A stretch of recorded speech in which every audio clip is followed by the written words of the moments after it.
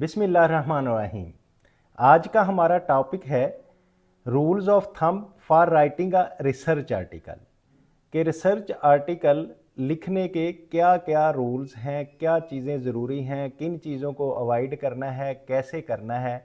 इंशाल्लाह जब ये टॉपिक आप सीख लेंगे और इसको मैं आपको एक्सप्लेन अगर कर पाया तो इसके बाद आप जो आर्टिकल लिखेंगे वो इंशाल्लाह परफेक्ट होगा और वो जब आप पब्लिशिंग के लिए भेजेंगे तो रिव्यूअर उसको एक्सेप्ट कर लेगा। लेकिन ये चीज़ें आपने उसमें ज़रूर फॉलो करनी है इस लेक्चर की।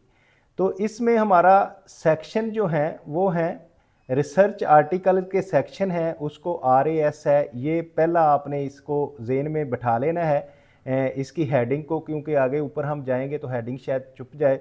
लेकिन ये आपको ये बड़ा करने के लिए, आपको दिखाने के लिए ये, क्योंकि हमें ऊपर जाना पड़ेगा, तो इसलिए पहला जो इस का कॉलम है उसमें है रिसर्च आर्टिकल सेक्शंस। इसमें सेक्शंस है, टाइटल है, एब्स्ट्रैक्ट है, इंट्रोडक्शन है, मेथडोलॉजी, दिस दैट, वो सारा होगा। तो फिर सेकंड वन में है मेन फंक्शंस क्या हैं। तो मेन फंक्शंस को भी हम आपको बताएंगे हर रिसर्च आर्टिकल के सेक्शन के साथ साथ। और फिर उसके बाद प्रेफर्ड स्टाइल आपका क्या होना चाहिए, और प्रेफर्ड स्टाइल के बाद रूल ऑफ थंब क्या है। तो ये हम कोशिश करते हैं कि आपको हर चीज़ के बारे में इस तरह से एक्सप्लेन कर सकें कि आप जब अपना आर्टिकल लिखें तो वह आपका फर्स्ट अटैम्प्ट में ही रिव्यूअर के पास एक्सेप्ट हो जाए। तो अब पहली बात हम करते हैं टाइटल की। टाइटल क्या है जी? तो टाइटल में आपने ये करना है, indicate the content and main discoveries. आपने इसमें बताना है, आपका कंटेंट ये इंडिकेट करेगा जिसमें आपने मेन जो डिस्कवर करने जा रहे हैं चीज़, जो आपका रिसर्च क्वेश्चन है, जो आपकी प्रॉब्लम स्टेटमेंट है, जो आप चीज़ रिकवर करने जा रहे हैं, वो आएगा इसमें टाइटल में। ये क्या होना चाहिए? Attracts the readers attention. आपका जो टाइटल इस तरह का होना चाहिए कि आपके रीडर जो हैं वो टाइटल पढ़ के ही अट्रैक्ट हों कि ये आर्टिकल पढ़ना चाहिए, इसमें क्या चीज़ है। तो ये तो है इसका मेन फंक्शन।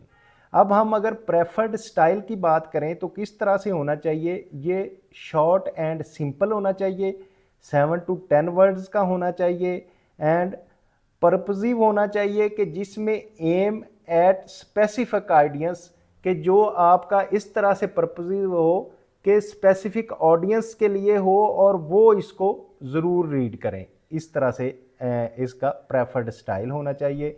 तो अब इसके लिए रूल ऑफ थंब क्या है, ये चीज़ें आपने बहुत अच्छी तरह ज़हन में रखनी है। Avoid the complex grammar.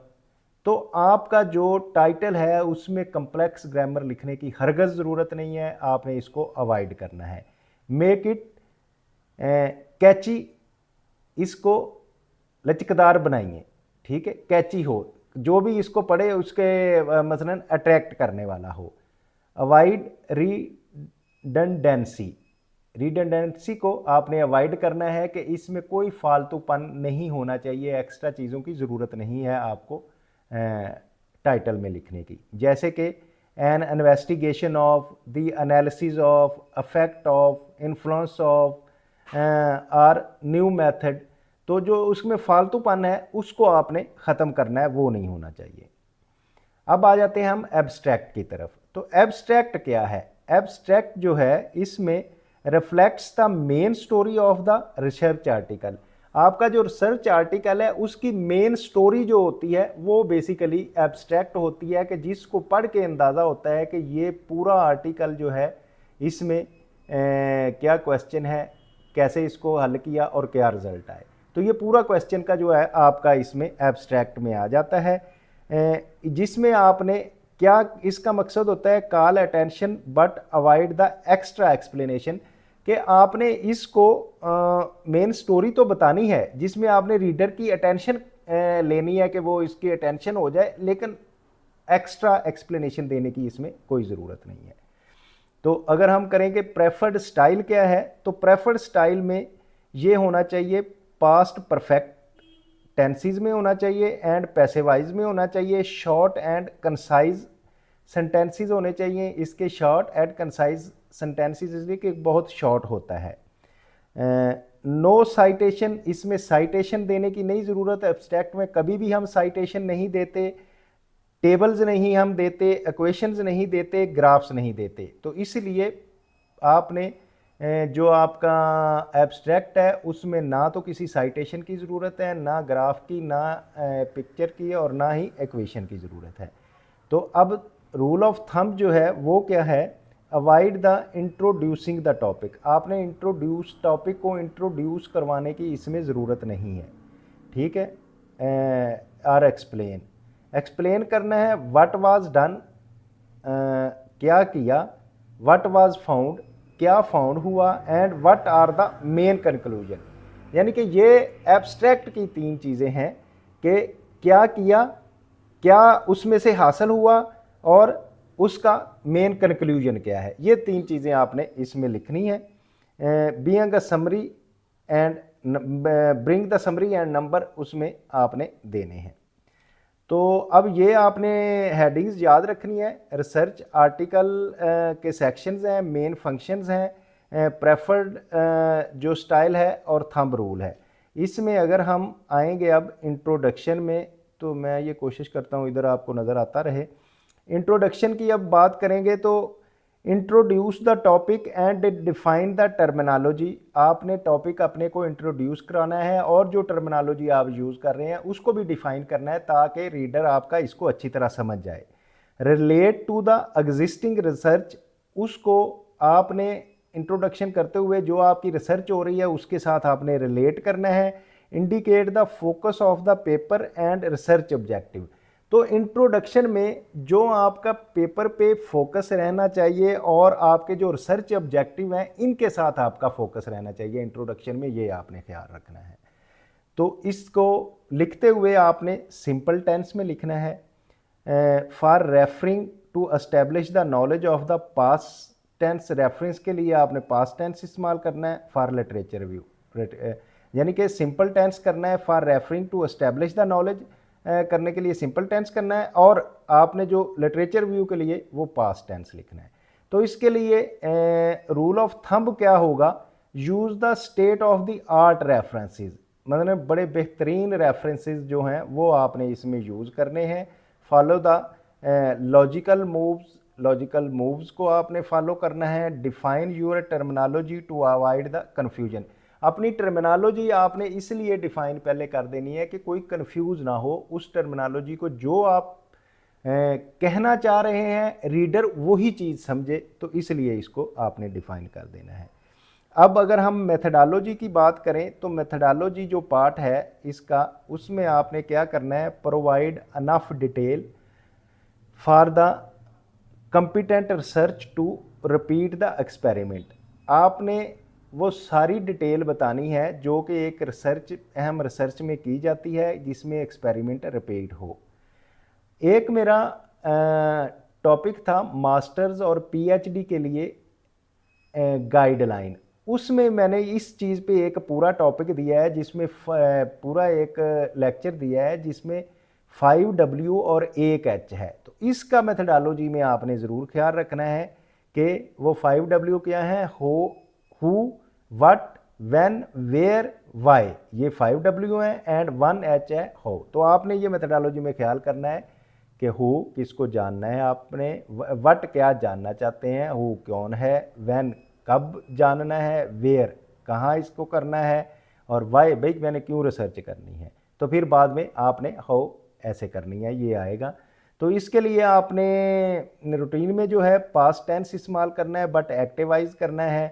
Correct and internationally recognise style and format, जो आपका स्टाइल और फॉर्मेट होगा वो ऐसा होना चाहिए जो इंटरनेशनली रिकॉग्नाइज हो। ये नहीं कि किसी एक इलाके में जो यूज़ होता है किसी एक कंट्री में होता है वो नहीं होना चाहिए, बल्कि इंटरनेशनली उसका यूज़ होना चाहिए, क्योंकि जब आपका आर्टिकल किसी अच्छे जर्नल में पब्लिश होगा तो वो तो पूरी दुनिया में पढ़ा जाएगा, इसलिए उसको आपने करना है। और इंटरनेशनल स्टाइल का फॉर्मेट में आपके यूनिट्स होने चाहिए, वेरिएबल्स होने चाहिए, मटेरियल एट्सेट्रा वो सब होना चाहिए। तो अब जिस बात पे मेन हम आ रहे हैं कि थंब रूल क्या होने चाहिए, तो अब मेथडोलॉजी के लिए जो थंब रूल्स हैं वो क्या है, mention everything you did that can make importance to the results. आपने हर चीज़ वो बतानी है जो आपने की, जो इम्पोर्टेंट होगी रिजल्ट्स के लिए, कि रिजल्ट्स के लिए इम्पोर्टेंट जो भी चीज़ है आपने हर चीज़ वो बतानी है।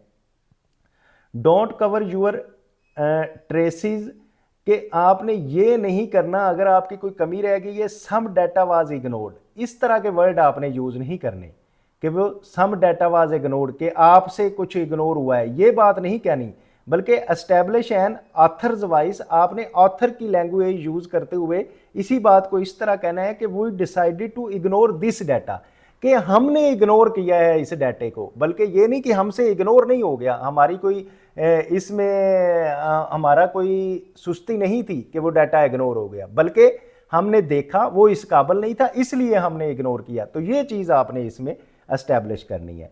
If the technique is familiar only use it's name, do not री एक्सप्लेन, अगर तो आप जो टेक्निक्स यूज़ कर रहे हैं वो फैमिलर टेक्निक्स यूज़ कर रहे हैं तो बस उसका नाम देना ही काफ़ी है। मीन आप कह रहे हैं जी मैं रिग्रेशन यूज़ कर रहा हूँ, तो रिग्रेशन एक फैमिलर टेक्निक्स है, इसको एनालिसिस करने की अगर, तो आपने ये आगे रिग्रेशन की तफसील देने की ज़रूरत नहीं है, बस सिंपली उसका नाम इज़ अनफ है। Use a simplest example to explain the complex methodology, आपकी अगर मेथडोलॉजी जितनी भी कम्प्लेक्स हो आपने उसके लिए वर्ड्स सिंपल यूज़ करने हैं ताकि उसको आप अच्छी तरह से एक्सप्लेन कर सकें। तो ये थंब रूल है मेथडोलॉजी के लिए। अब अगर हम रिजल्ट्स की बात करें तो रिजल्ट्स में ये है कि give a summary result in graphic and number compares different treatments, कि आपने अपने रिजल्ट्स जो देने हैं वो ग्राफ्स की शक्ल में होने चाहिए, टेबल्स की शक्ल में होने चाहिए, और फिर उनकी क्या ट्रीटमेंट हुई है। गिव क्वांटिफाइएबल प्रूफ, सेटिस्फैक्शन टेस्ट, आपने ऐसे प्रूफ देने हैं कि जो क्वांटिफाइएबल हो, सेटिस्फैक्शनेबल हो, जो कल को कोई करे तो वो रिजल्ट उसके मुताबिक हो, तो आपने एक्चुअल रिजल्ट देने हैं। तो इसके लिए आपने जो टेंस यूज़ करना है, पास्ट टेंस यूज़ करना है, use the table and graphs and other illustration, ये आपने इस्तेमाल करनी है।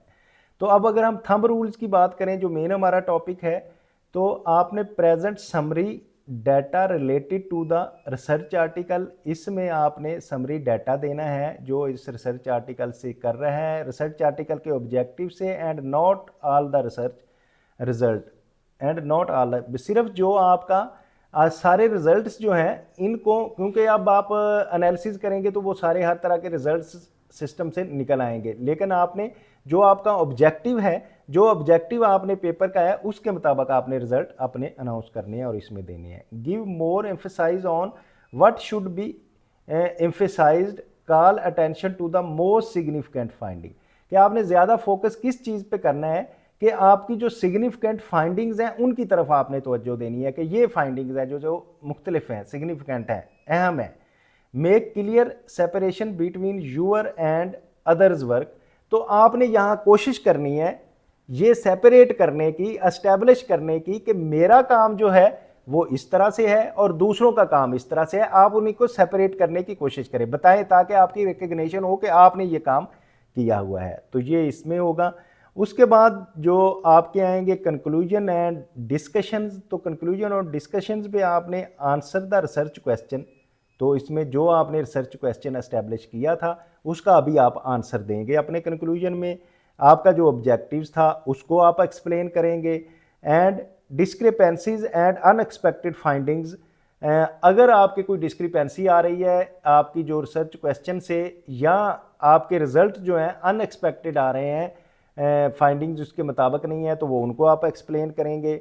State the importance of discoveries and the future implication, तो अब आपने इसमें से जो कंक्लूजन में और डिस्कशन में आपने जो डिस्कवरी की है, जो नया नॉलेज आपने बनाया है, उसको आपने बयान करना है और ये बताना है कि इसमें फ्यूचर में अगर इस साइड पे ऐसे रिसर्च करेंगे तो आप और भी बहुत कुछ फाइंड कर सकेंगे। तो इसको लिखते हुए आपने सिंपल और प्रेजेंट टेंस में लिखना है, past tense if it is related to the results, अगर रिजल्ट्स के साथ हो तो पास्ट में भी लिख सकते हैं। Allow a specific speculations if necessary, तो आप थोड़ी बहुत उसमें ये बता सकते हैं कि ये ऐसा हो सकता है, अगर नेसेसरी हो तो उसमें थोड़ी सी फड़ मार सकते हैं, दूसरे लफ्ज़ों में आप ये कह सकते हैं। हाँ, तो कंक्लूजन में आपने जो थंब रूल है इसके बारे में वो हमने ये क्या करना है कि do not recapitulate result but make statement. अब जो रिजल्ट्स हैं उनको आपने इधर आके दोबारा उसके ग्राफ्स और ये बनाने की ज़रूरत नहीं है, टेबल्स ग्राफ दिस दैट में करने की ज़रूरत नहीं है, बल्कि बस उसकी मेक अ स्टेटमेंट उसकी दे दें। मेक स्ट्रॉन्ग स्टेटमेंट, आपकी स्ट्रॉन्गमेंट वेरी स्टेट होनी चाहिए, आप कन्फर्म होने चाहिए कि ये रिजल्ट मैंने लिया है, मैंने ये रिसर्च की है, बल्कि इम्बिग्विटी में नहीं होनी चाहिए, आपकी स्ट्रॉन्ग स्टेटमेंट होनी चाहिए। Avoid it may be concluded, ये नहीं लिखना आपने क्योंकि आपने कंक्लूड कर लिया है। Style, do not hide expected result, they can be the most important. हाँ, अगर अनएक्सपेक्टेड रिजल्ट आ गए हैं तो उनको आपने हाइड नहीं करना। अनएक्सपेक्टेड रिजल्ट अगर आ भी गए हैं तो उसको हाइड नहीं करना, बल्कि उसको बताना है, क्योंकि वो रिसर्च की फिर नई राहें खुलेंगी, नई फ्यूचर रिसर्च जो आपको इधर मैंने बताया है कि फ्यूचर इम्प्लीकेशन है, वो इससे ही निकलेंगे कि आपके जेन में कुछ और थे तो रिजल्ट्स और कुछ है, तो उनको बिल्कुल नहीं छुपाना। तो अब last but not the least आ गए हमारे रेफरेंसेस। रेफरेंस की बात करें तो हम give a list of related literature and information source. तो आपने जो रिलेटेड लिटरेचर है उसकी और जो आपका इंफॉर्मेशन सोर्स है उसका आपने सारी चीज़ें बतानी हैं। तो depend on the journals but authors, auditors, year and title must be included. तो आपने पहला मेन तो जर्नल की बात करनी है कि कौन सा है, लेकिन साथ साथ ये भी बताने हैं कि उसके ऑथर, ऑडिटर, ईयर और टाइटल क्या था। तो अब जो थंब रूल है जिसकी हम स्पेसिफिक बात कर रहे हैं वो है always site the most accessible reference. तो रेफरेंस हमेशा वो देना है कि जो सबको असेस हो, कि उसको देख सकें। Site primary source rather than the review paper. तो रिव्यू पेपर का साइट देने की बजाय आपने हमेशा प्राइमरी सोर्स का साइटेशन देनी है। तो ये डाटा हमें 2002 के हिनगी एंड गोल्ड एम 2002 के rules of thumb writing research article से मैंने लिया, और मैंने कोशिश की कि ये आपको इसके rules of thumb for writing of the research articles के लिए अच्छी तरह एक्सप्लेन कर सकूं। मैंने अपनी कोशिश की, उम्मीद है कि आप इसको समझ गए होंगे। अगर फिर भी आपको कोई प्रॉब्लम आ रही है तो आप कमेंट बॉक्स में कमेंट करें, हम उसका प्रॉपर आपको रिप्लाई देंगे।